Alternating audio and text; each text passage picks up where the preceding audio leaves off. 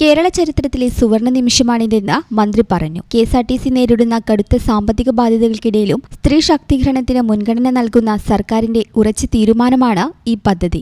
സ്ത്രീകൾക്ക് സമൂഹത്തിൽ സ്വതന്ത്രമായി യാത്ര ചെയ്യാനുള്ള അവകാശം ഊട്ടിയുറപ്പിക്കുകയാണ് ഇതിലൂടെ. വിദ്യാഭ്യാസം നേടിയും ജോലി ചെയ്തും ഓരോ കുടുംബത്തെയും നിലനിർത്തുന്നതിൽ സ്ത്രീകൾ വലിയ പങ്കാണ് വഹിക്കുന്നത്. കേരള ചരിത്രത്തിൽ സ്ത്രീ ശക്തിക്ക് UDF സർക്കാർ നൽകുന്ന വലിയൊരു അംഗീകാരമാണിതെന്നും മന്ത്രി പറഞ്ഞു. ഉദ്ഘാടനത്തിന് ശേഷം Palakkad Thrissur town to town ബസ്സിൽ KSRTC സ്റ്റാൻഡിൽ നിന്നും തേക്കിൻകാട് മൈതാനം വരെ ആഭ്യന്തരമന്ത്രി ടിക്കറ്റ് എടുത്ത യാത്രികനായി. ഉത്സവ പ്രതീതിയിൽ സ്ത്രീ യാത്രികർ ബസ് യാത്ര ആഘോഷമാക്കി. അധികൃതർ യാത്രക്കാർക്ക് മധുരം പങ്കുവച്ചു. വനിതാ കണ്ടക്ടറായ S. ശൈല തൃശൂരിലെ പദ്ധതിയുടെ ആദ്യ സീറോ ടിക്കറ്റ് നൽകി. ചടങ്ങിൽ രാജൻ J. പല്ലൻ MLA അധ്യക്ഷനായി. Thrissur corporation deputy mayor A. Prasad, ജില്ലാ ട്രാൻസ്പോർട്ട് ഓഫീസർ TA. ഉബൈദ, ജനപ്രതിനിധികൾ, ഉദ്യോഗസ്ഥർ തുടങ്ങിയവർ പങ്കെടുത്തു.